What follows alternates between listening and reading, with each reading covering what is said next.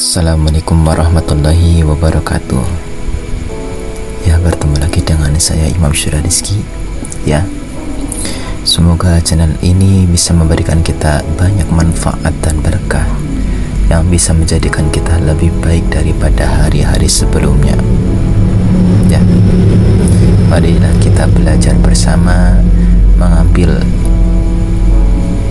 hikmah, manfaat, belajar yang terkandung dalam kisah yang berjudul terperangkap di dalam gua. Ya, awalnya pada zaman dahulu ada 3 orang pemuda yang sedang melakukan perjalanan.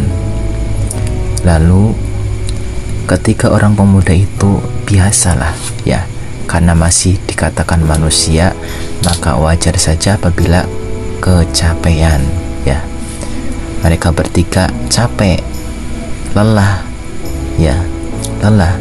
Lalu mereka bertiga berniat untuk istirahat di dalam sebuah gua, sekaligus berteduh dari hujan yang kala itu sedang lebat-lebatnya. Ketika orang pemuda itu sudah masuk di dalam gua, tiba-tiba pintu gua tertutup seketika oleh satu batu yang sangat besar, sehingga mereka tidak bisa keluar daripada gua itu ya. Ketika orang pemuda itu bingung harus bagaimana, apa yang harus dilakukan. Batunya amat besar, tenaga mereka bertiga apabila disatukan pun tidak kuat untuk mendorongnya. Bagaimana ya? Mereka lalu melakukan berbagai cara untuk keluar, tapi semuanya gagal. Dan gagal. Mencoba terus didorong sekuat tenaga, gagal. Dicoba lagi, didorong lagi, gagal. Dicoba lagi, didorong lagi, gagal. Hingga pada akhirnya tiada jalan lain kecuali bermohon, berdoa, dan berngadu kepada Allah Ta'ala, Tuhan yang Maha Bisa. Ia yang mampu menciptakan segala sesuatu yang tidak mungkin menjadi mungkin, atau segala sesuatu yang bisa terjadi tapi gagal untuk terjadi. Maha Bisa, Maha mampu untuk melakukan apa saja, tiada yang tidak mungkin. Maka ketika orang pemuda tersebut langsung lari kepada Tuhan, mengajukan permohonan, berdoa, mengadu tentang apa yang sedang ia timpa. Karena mereka tahu hanya Allah lah yang dapat melepaskan mereka. Keputusan diambil supaya tiap-tiap orang mengadu atau bertawasul dengan amal kebajikan yang mereka perbuat. Pemuda pertama berdoa, ya Allah, saya pernah berbuat amal soleh terhadap kedua ibu bapak saya. Suatu hari saya pulang dari kerja dan sangat merasakan lapar. Saya sangka ibu saya sudah masak nasi, tapi rupanya belum karena kehabisan beras.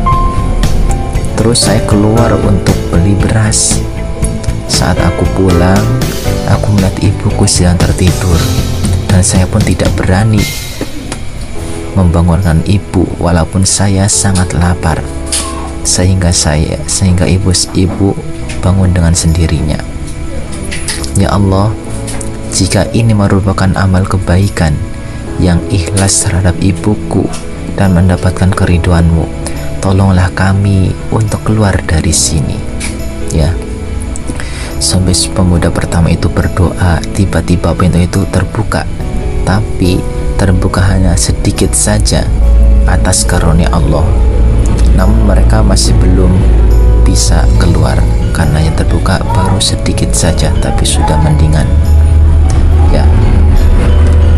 Lalu giliran pemuda yang kedua yang berdoa, ya Allah, saya juga mempunyai amal soleh.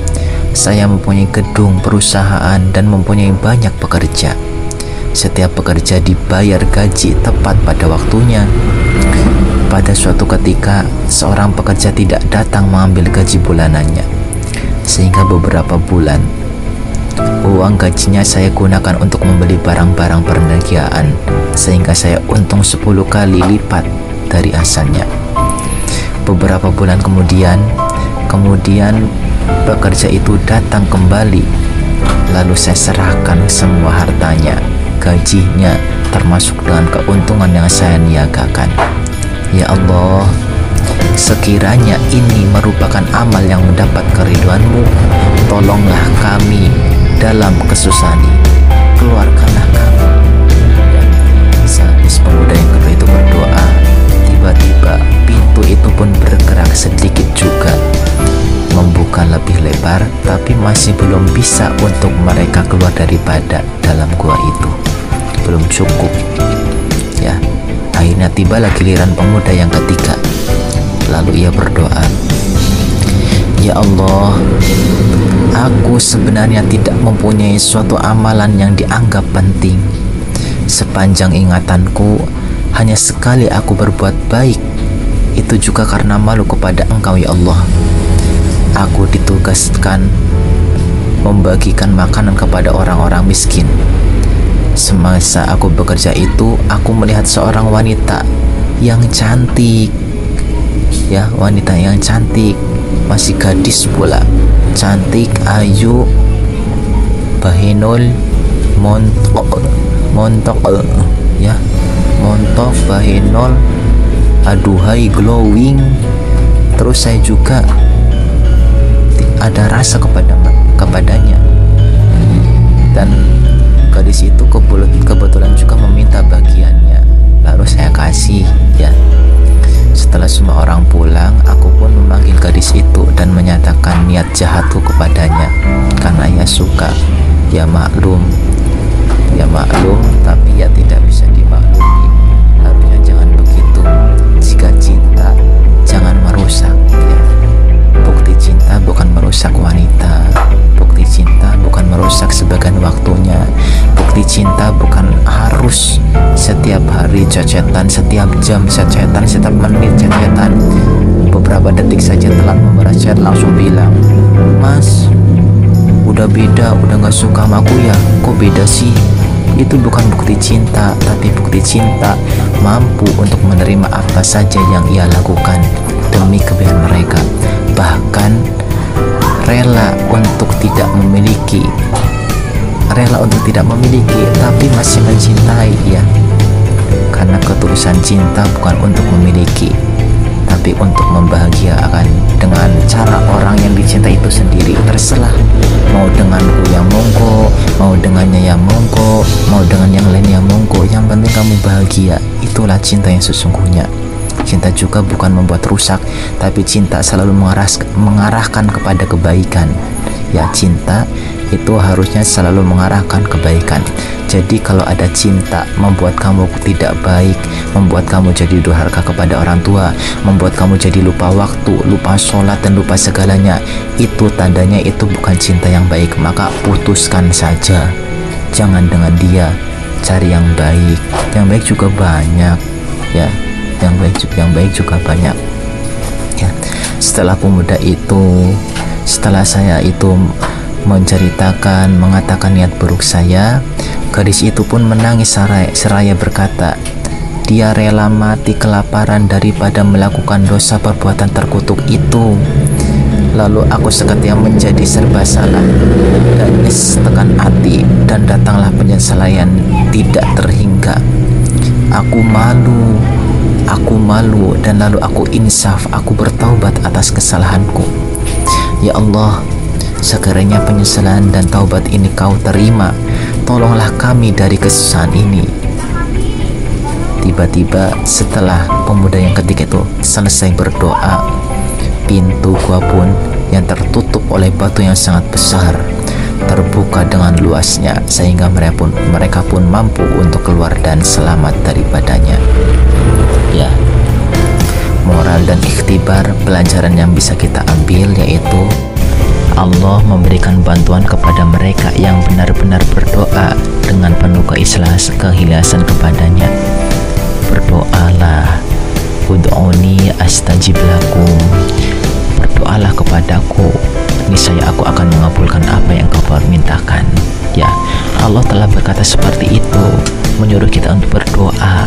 Doa juga sebagian daripada ibadah, juga sebagian daripada bakti kita kepadanya, juga sebagian daripada kita mengakui keagungannya. Jika kita sudah tidak mau berdoa, itu tandanya kita sudah jadi orang yang sombong, ya. Maka berdoalah terus, mintalah kepada Allah atas kesusahan, minta dikuatkan, minta dimudahkan, atas kebahagiaan, minta disadarkan, dan selalu dalam posisi bersyukur kepada Tuhan, ya.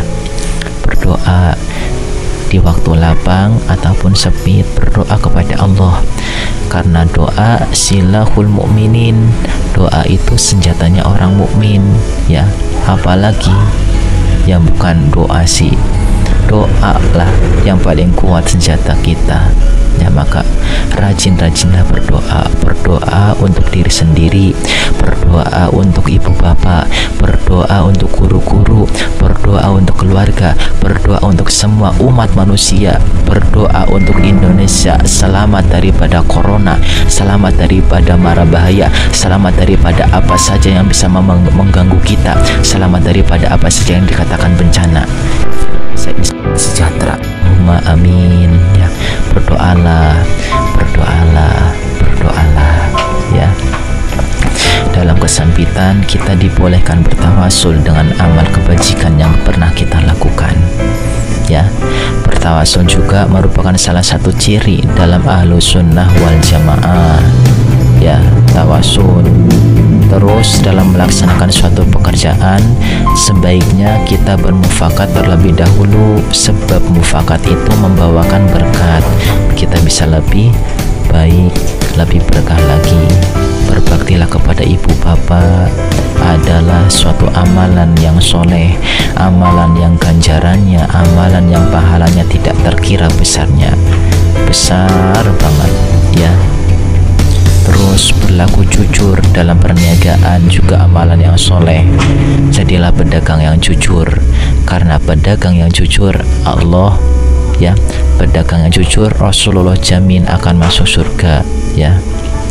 Jadilah pedagang yang jujur, jangan ngurangin timbangan, jangan berbohong. Kalau buruk ya katakan yang buruk, jangan mereka-reka kata supaya terlihat baik. Yang penting payu, nggak mau rugi. Ya emang sih nggak ada pedagang yang mau rugi, tapi jangan merugikan. Kamu boleh tidak mau rugi, tapi kamu jangan merugikan, gitu ya. Harus punya rasa toleransi sosial, jangan merugikan seseorang, siapapun dia, jangan kau rugikan, ya. Dan mengelak dari perbuatan zina adalah amalan yang soleh. Mengelak dari perbuatan yang buruk adalah amal soleh. Menghindari keburukan adalah amal yang soleh. Gitu ya, hindarilah keburukan dan melakukan amalan kebaikan apapun itu atas nama kebaikan. Bahkan kamu hanya menyingkirkan satu paku yang ada di tengah jalan, itu adalah suatu kebaikan yang sangat besar nilainya. Karena bisa jadi apabila tidak kamu singkirkan, kaki teman menjadi terkena itu, lalu berdarah, bisa infeksi, titanus, bahaya kan. Maka lakukanlah kebaikan sebisa mungkin. Yang kecil-kecil nggak apa-apa, jangan malu, yang penting itu kebaikan, ya. Dan jika ada temanmu yang sedang melakukan kebaikan, dilalah, biasanya itu nggak pernah melakukan kebaikan, kok teka-teka mau melakukan kebaikan, gampangnya insaf. Orang tahu-tahu nek kowe mangkat mau masjid, jangan diomong kayak gitu. Orang tahu-tahu nek kowe mangkat mau masjid, yang kok teka-teka langsung udan, jangan. Seharusnya kita itu mendukung, jangan malah begitu. Nanti dia malah jadi rasanya gimana, malah jadi nggak mau berangkat lagi. Lalu mangkat malah diomong ya gue, jangan begitu ya. Gitulah ya. Itu pelajaran yang kita ambil. Ya mungkin ada adab. Apabila banyak tutur kata yang salah, mohon dimaafkan ya. Wabillahi taufiq wal hidayah. Wassalamualaikum warahmatullahi wabarakatuh.